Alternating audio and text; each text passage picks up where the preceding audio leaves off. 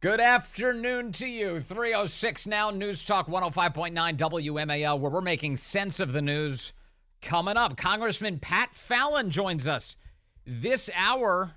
We'll talk to him at 3:30. At 4:30, we're joined by Kelly Sinkowski from Potomac Local News with an important piece of breaking news that much of the media is not covering, involving terror suspects trying to break their way into Marine Corps Base Quantico. Hold on for that. We'll have the details on that at 4:30. 5 o'clock, Danielle Alvarez is a senior advisor to the Trump campaign. We will get her reaction today to the breaking news that these two men will face off in presidential debates this year, at least for now. We'll see. We'll see. It hasn't happened yet. You can join us. 888-630-9625. 888-630-WMAL. Joe Biden. Very excited. Get ready, pal. You're going in for a problem. Yeah! Yeah, get ready, Bal. You're going to in for a problem. Yeah, Joe Biden doing the tough talk today, the Clint Eastwood talk today, on posting to social media a video that lasted 14 seconds long and it had 5 jump cuts in it just so that Joe Biden could deliver the lines. And they did it over and over. How many takes did it take? Aren't these official government records? I think he shot it inside of the White House. Can we FOIA the answer to this question? How many takes did they go through in order to get Joe Biden to successfully deliver 14 seconds of audio with 5 jump cuts in it? Now, I can't show you jump cuts on radio. That's one of the features of radio. It's an audio product. So what we've done for your listening benefit is we've actually added a small sound effect in between each of the jump cuts just so you know exactly where they occur.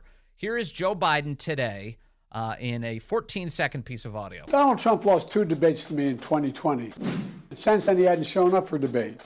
Now he's acting like he wants to debate me again. Well, make my day, pal. I'll even do it twice. So let's pick the dates, Donald. I hear you're free on Wednesdays. Pathetic. Honestly, pathetic. Now, over on television this morning, it was on Morning Joe.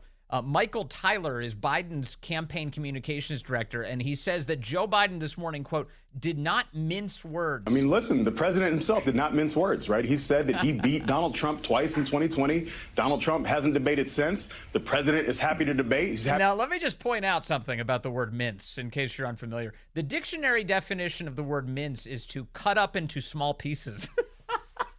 So, just to remind you, what did we have from Biden this morning? What was this? Donald Trump lost 2 debates to me in 2020. And since then, he hadn't shown up for debate.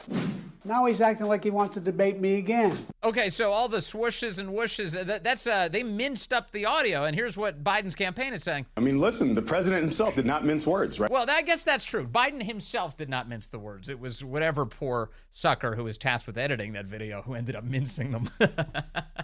But that's what happened. So they minced his words this morning and then delivered them to the public. Now, the New York Times took all of this hook, line, and sinker and presented it in the first official corporate media dispatched on the subject, saying that Joe Biden was offering 2 debates. Biden offers to debate Trump was the headline, with terms shunning the debate commission. And they try to present this as if Joe Biden was being very proactive on the subject. Now, remember, it was Trump himself who was, President Trump, who kept saying, I want to debate anytime, anywhere, name the place. He said it from one of the days at the New York trial and said, I'll do it tonight. You're in New York. I'm in New York. Let's do it this very evening. Let's go into a television studio and have this debate. And Biden, well, he declined the invitation by not responding to it, and rudely. And now the way the media are portraying all of this, it's Joe Biden. He's got all this agency, all this gusto, all this initiative. He's a self-starter. He's saying, I want some debates. And I'm not doing it with that presidential debate commission. Oh, no, I'm not doing it with them. But what they've left out was a whole bunch of demands that the Biden people have made, and which is why I think it's proper, as always, to reframe this news story into something that's true. All right? So here's what they want. They want Biden-friendly guardrails imposed on this whole thing. And what does that mean? Well, it means no audience. So normally, in modern times, we have audiences, a live audience, to view the candidates as they debate one another. And the audiences are often asked by the moderators to keep their reactions to a minimum. But people do react.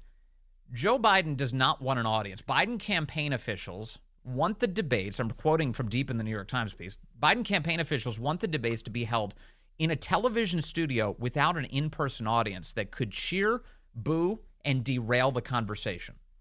Cheer, boo, and derail the conversation. Now, let's get into some of the obvious points here. Donald Trump is much better with a live audience than Joe Biden is. Joe Biden will go out of his way to insult members of friendly audiences. Remember, he called a guy at one of his own rallies a lying dog-faced pony soldier. He's not good at this, mixing it up with a crowd. Donald Trump, on the other hand, is excellent at this, both with friendly MAGA audiences as well as hostile audiences. In fact, remember in the 2016 election, as Donald Trump was on stage alongside Jeb Bush, there were a number of people in the crowd who were there who were brought by the Jeb Bush campaign, who were cheering on how much they loved Jeb Bush and boo, we hate you, Trump. And here's how Trump handled it at the time. Well, let me just, he wants to be a tough guy. A lot of times you'll have, and it doesn't work very well with How tough is it to take property from an elderly woman? Let me talk. Quiet. How tough is it? A lot of times, that's all of his donors and special interests out there. So, that's what it is. And by the way, let me just tell you, we needed tickets. You can't get them. You know who has the tickets I'm talking about to the television audience? Donors, special interests, the people that are putting up the money. So it is. The RNC told us we have all donors in the audience, and the reason they're not loving me, the reason they're not loving me is I don't want their money. I'm going to do the right thing for the American public. I don't want their money. I don't need their money. And I'm the only one up here that can say that. Envision any scenario where Joe Biden does the same thing. Not a chance. So Biden can't handle a studio audience. He can't handle a live American audience. He can't handle American voters being in front of him. Donald Trump can, regardless of their disposition, and for that reason, they're out. You're not having an audience. That's the demand that the Biden side is making. The only way he's debating is if there's no audience, no voters allowed. Now, what else are they demanding? Well, here's another one. They don't want RFK Jr. in a debate. RFK is flirting with or surpassing the 15% benchmark that was put in place by the Presidential Debate Commission. They said 15%. That's the threshold you've got to pass in order to be on that stage, based on an average of recent polls, essentially. Biden's people do not want that. Now, that is a crystal clear expression of where they think RFK is going to take votes from. If they thought this was going to damage Trump, they'd be rooting on RFK on stage. Bring him on. Oh, third parties. It's good for democracy. They'd be making all sorts of lunatic arguments right now as a way to prop up their own campaign to bring in RFK, have him stand on stage if they were convinced that it would hurt Trump. They would be fighting to have him on that stage. They are not. They're fighting to keep him from that stage for that very reason, because he hurts Biden more, and they know it. They know it. So this is one of the reasons, although it's being downplayed, this is one of the big reasons that the Biden campaign has abandoned going with the traditional Commission on Presidential Debates. They don't want RFK on that stage. It will hurt him even further. Here's another one. Donald Trump will not be able to speak during Biden's answers because Biden has demanded that the microphones be cut for the opposing candidate. Now, by and large, one way to, of course, view this is that, Trump is going to want to say things as Biden is speaking, to call out his lies, to fact check him in real time, to say that's not true, or you screwed that up. That's your fault. Tell us who made the kids who made the cages, Joe? Who made the cages, Joe? Those types of things. He won't be able to do it, presumably, because his microphone's cut off. Although, again, if they're doing this in a studio, even with your microphone cut off, it's going to look really weird to have a candidate speaking and not be heard by the viewing audience. And they may get picked up anyway by the other guy's microphone. So I don't actually know how this would work in practice. And it's a stupid idea. In a debate, you want the guys to be able to have an exchange. The whole point of a debate is that they have an exchange. If they're drawn into a lively back and forth, all the better. But another effect of cutting off the microphones is that Donald Trump, during his time, will not be able to question Joe Biden and elicit answers from him. He won't be able to turn the tables on the guy. He won't be able to turn the tables. That's a critical point, that he can't basically become the moderator of the debate at will and say, hey, Joe, why don't you tell me why you lied to the American people about inflation? Why did you tell them when you came into office that it was 9%? In fact, why don't you admit that it was 9% many months after you came into office because of your policies? How about that? He can't do any of that. Now, he can try, of course, but if the microphones are shut off, it forecloses on the ability for that to be an interesting exchange. That's a big deal. So, and that's, again, it's a Biden demand. Now, to what extent will these networks accede to that? Well, probably it's highly likely, given that they're sympathetic to Joe and hate Trump, and they've built audiences who think like that. Certainly in CNN's case, CNN. More on that in a moment. CNN has landed the first of these debates. Here's the other demand: only Biden-friendly outlets are allowed to moderate it. That's the other one. It was missed in a lot of this morning, a lot of the coverage this morning. But in the New York Times piece, they say that the Biden campaign holds that the debates should only be hosted by broadcast organizations that have hosted both a Republican primary debate in 2016, in which Mr. Trump participated, and a Democratic primary debate in 2020, in which Mr. Biden participated. So they built this kind of weird rubric to try and cover only a small number of outlets that would satisfy that criteria.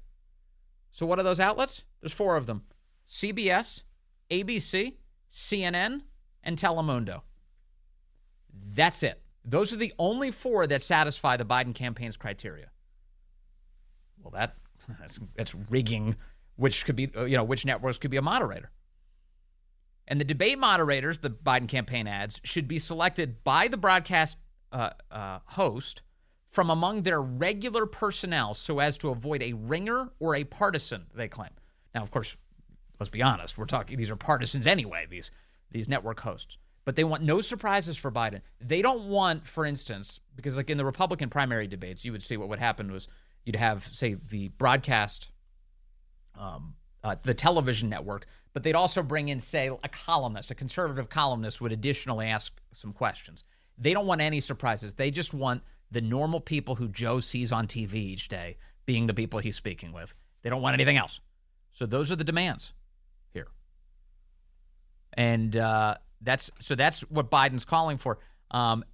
Let's see here. I've got a lot of audio on this subject. CNN points out the Biden campaign has made these very specific demands. But we will see what else the details of this debate will look like. A bit earlier today, former President Trump, for instance, told Fox News in a radio interview that he would be interested in a 2-hour debate that involved podiums. The Biden campaign has also set out very specific details about what they want to see. For instance, the microphones can only be on when each candidate is expected to speak, potentially eliminating some of that very intense back and forth that we saw in the very first debate between Biden and Trump back in 2020. All right, I'll get into the specifics. There are now officially debates on the books. Both sides have agreed to 2 of them. I'll share those details with you in a moment. And President Trump says that he's actually accepted a 3rd debate as well.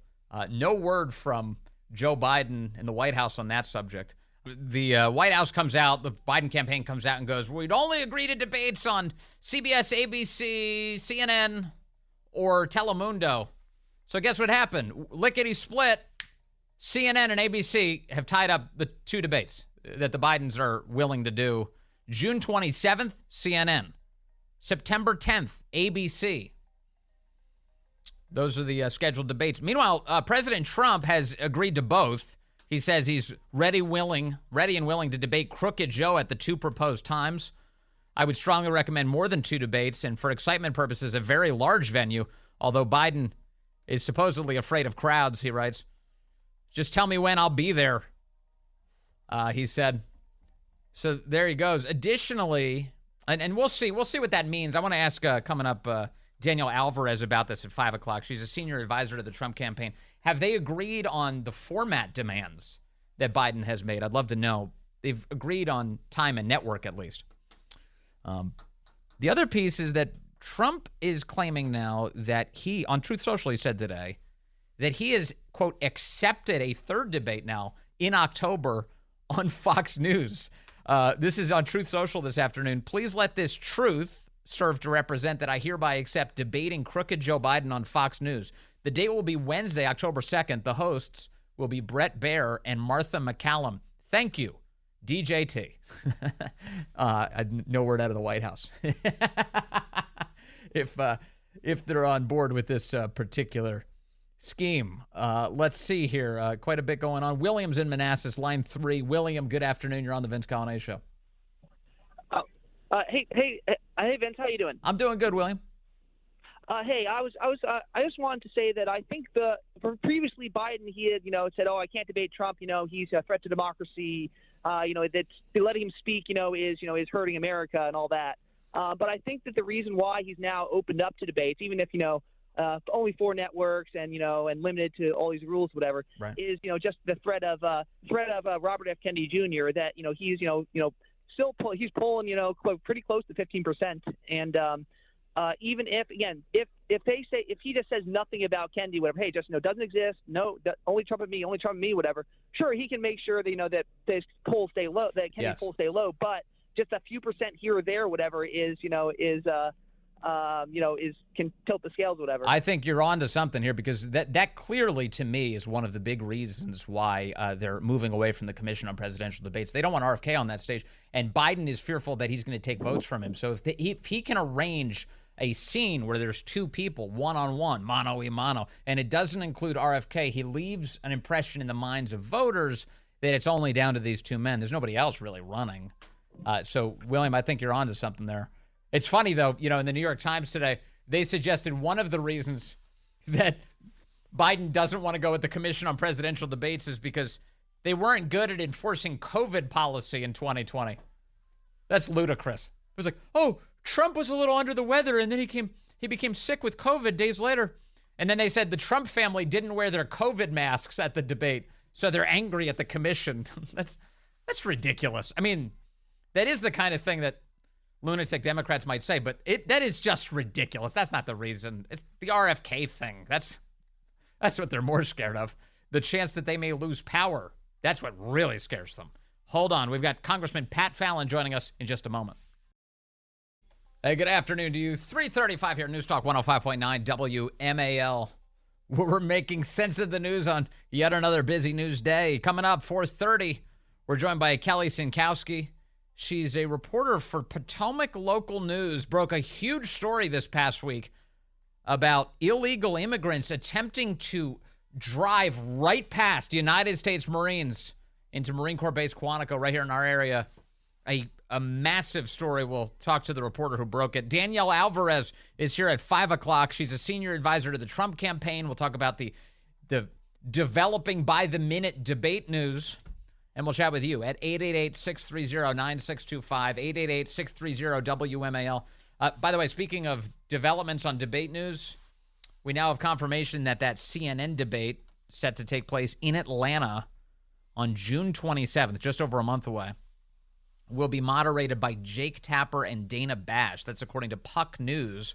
The writer of that piece is a guy called Dylan Byers, who used to be a CNN media reporter, now has his own site. My sense is he's probably right about it, given his access to CNN. So Dana Bash, Jake Tapper, the moderators for this first debate. We'll return to that subject, but first let's bring in our guest. Congressman Pat Fallon is here. He represents Texas's 4th Congressional District. He's a member of the House Oversight Committee, and he joins us on the phone. Hello, Congressman. Hey, how are you, Vince? I'm doing good. What do you think of this idea that Joe Biden's going to show up to a highly controlled debate environment? Well, he's going to have to control it because he can't control his own mind. I mean, he's lost that long ago. And, I mean, seriously, Dana Bash and Jake Tapper couldn't be more in the tank for Team Liberal. And that's who – and they would never agree to have, like, Sean Hannity, ask questions or Laura Olson. I mean, they would never do that. But they're going to expect the president to agree to Dana Bash and Jack Tapper.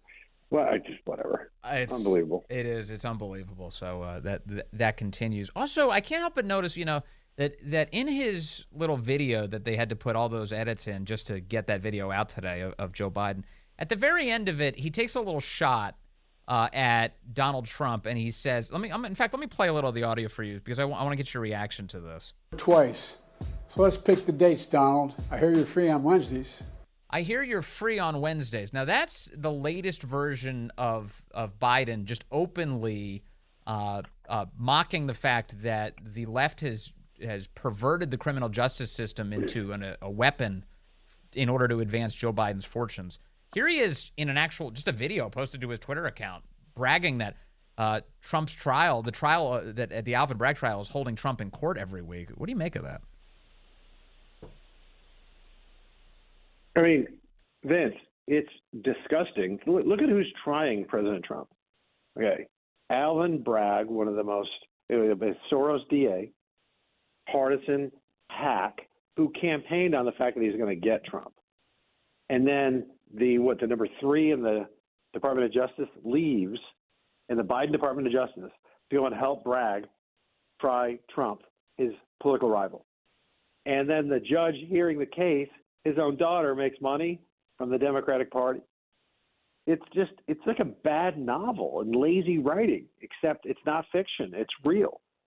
It could be the beginnings of a banana republic, and hopefully we can stymie it. Just having followed the trial, I suspect that even a Manhattan jury may find the president. The most probable thing is it'll be a hung jury, but they could find him innocent because this is really a hatchet job, and they've done a really poor performance in executing it. Yeah, they sure have. And to the point that even places like CNN and MSNBC have been really wringing their hands over how crappy the prosecution's case has been. And it's entirely reliant, it seems, on the testimony of the video prostitute lady and Michael Cohen, the guy who's been found guilty of perjury over and over and over again, including potentially committing perjury again yesterday. Jonathan Turley has an excellent column up on this subject today on the New York Post saying that it looks like Michael Cohen once again was lying to the court yesterday. Oh, no. You know how you can tell Michael Cohen's lying? His lips are moving. Mm-hmm. And, again, you want to talk about lazy writing?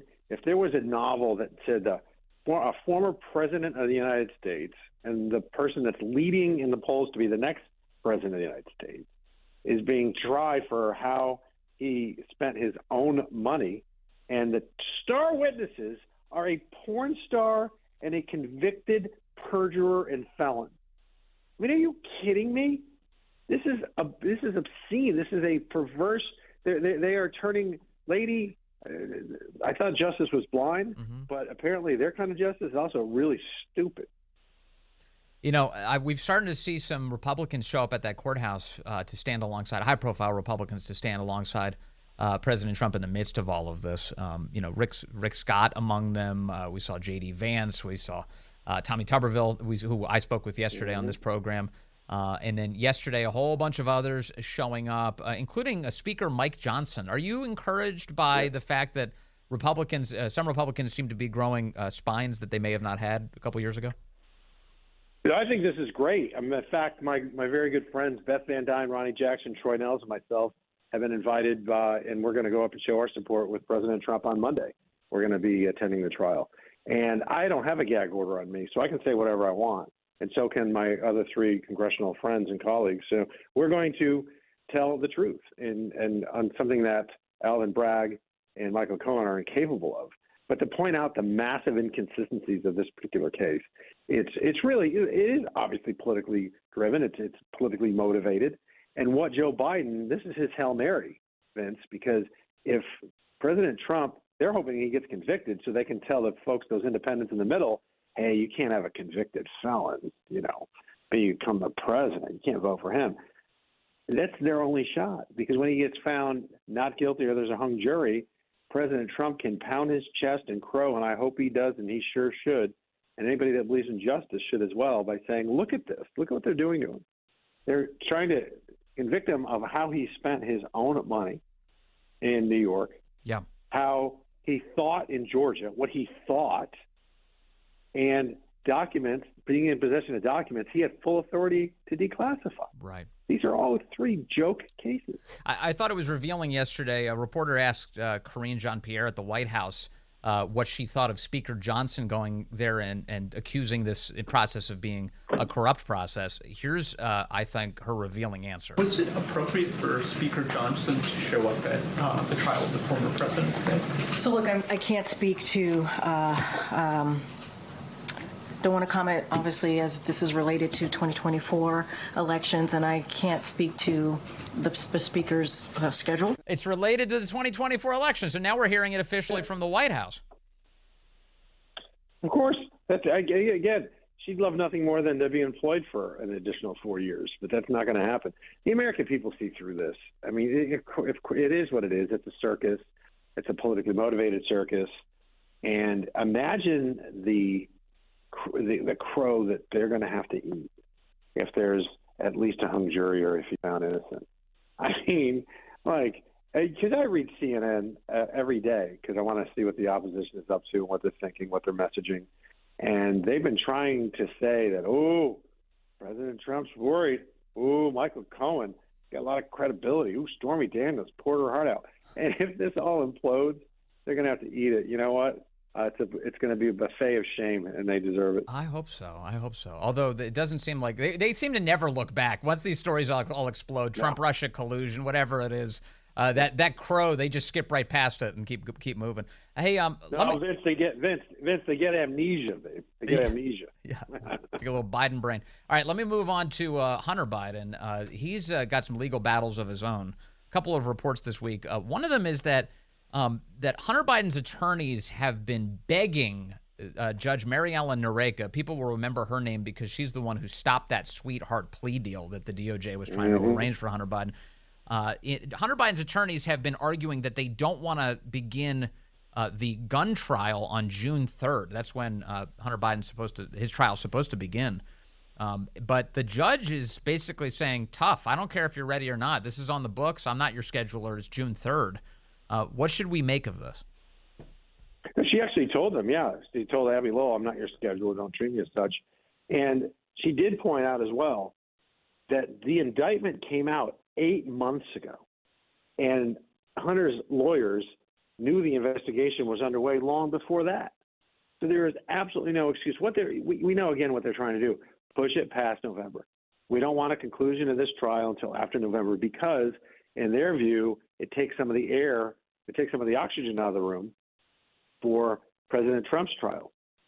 That's what they want the sole focus to be on. But if you then have, and let's say justice is served, President Trump's found, again, hung jury or innocent, and then Hunter Biden gets convicted. That is not the narrative they wanted to go in the fall with.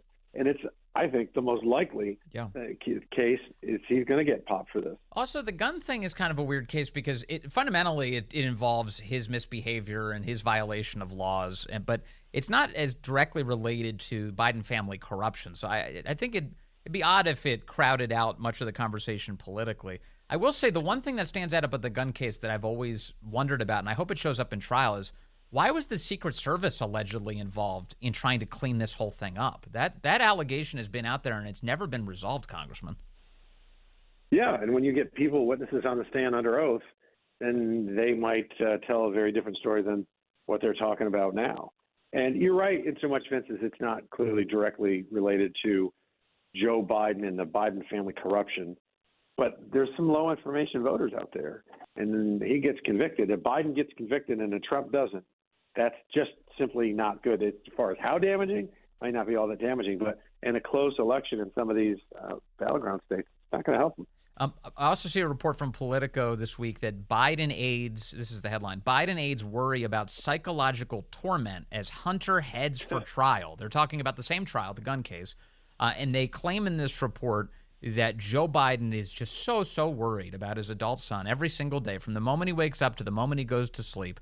And he's fearful that his son is going to be serving some time in prison. What do you think of this, Congressman? First and foremost, our actions have consequences.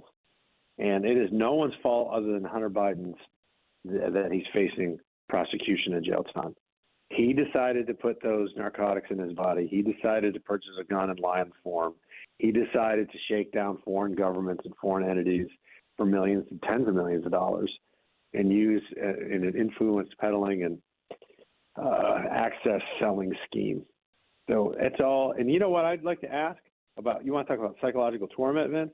What about the psychological torment of the families of American service members that were killed because Joe Biden's sloppy and cowardly withdrawal in Afghanistan? What about the thousands of families that have lost loved ones because they've been killed by criminals that shouldn't even be in our country? They're here illegally.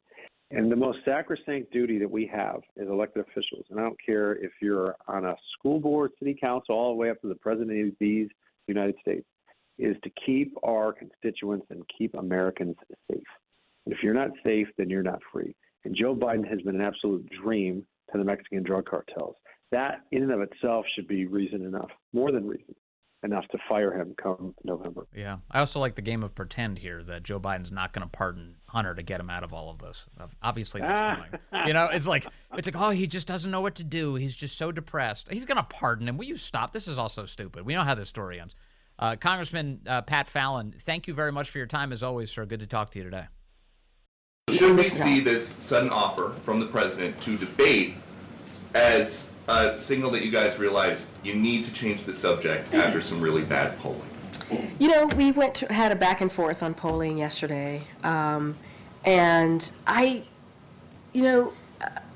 just goes back to the core of what I said to you, which is, look, this is a president that has had a pretty successful especially legislative tenure. I'm sorry, pause for laughter. Everyone can laugh in unison so we can hear the rest of that. Okay. 3.5 years, and has delivered on many things that are popular to the American people. Incredibly popular. And we're going to continue to talk about it. We're going to continue to travel the country and talk about investing for America. Yeah. We're going to continue to talk about... Not in front of any studio audiences, though. We're going to hide from those. How we need to do more to lower costs for Americans. We get it. We understand how hard it is, as the president talks about being around the kitchen table, and how hard it is to make those difficult decisions sometimes every month on what you're going to pay for. So he gets that. Biden has no idea. And he's made it so much worse. He has no idea how people are living. I just don't want to get into polling, any more details on polling. What I can say is the president is focused. He is laser focused. It's amazing how she can talk so extensively about this, but she's asked yesterday about Speaker Johnson going outside of the trial in New York, the criminal trial in New York for Donald Trump, brought by Alvin Bragg and the Democrats. And she says she can't talk about it because it's the 2024 campaign. This specifically a question about why did Biden accept a debate? Is it to divert away from the bad polling? That is explicitly a political question. And she has spent the last over 60 seconds babbling nonsense when she's not allowed to talk about campaign stuff. Have you noticed? Into polling, any more details on polling, what I can say is the president is focused. He is laser focused on making sure we do everything that we can to give people, Americans, a little bit of breathing room, and that's what the president's going to continue. Yeah, go away. That'll give us breathing room. All right, let me get a Mike in Middletown in here, line 2. Mike, good afternoon. You're on the Vince Coglianese Show.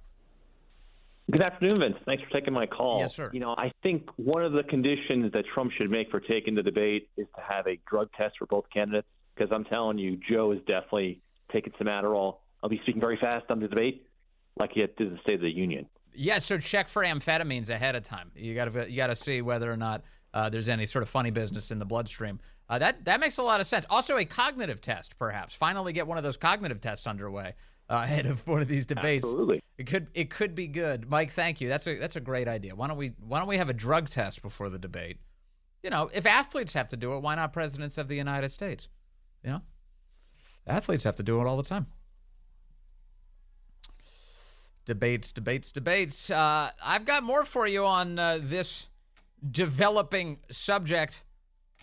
Also, there was kind of a horrifying incident at Marine Corps Base Quantico, right here on our listening area, where a man on the terror watch list was inside of a box truck, and they tried to just punch the accelerator and make their way onto the installation, receiving almost no news coverage whatsoever. We're going to give it some here as we talk to the reporter who broke that story coming up in the next hour. Stay with us. A lot of news ahead.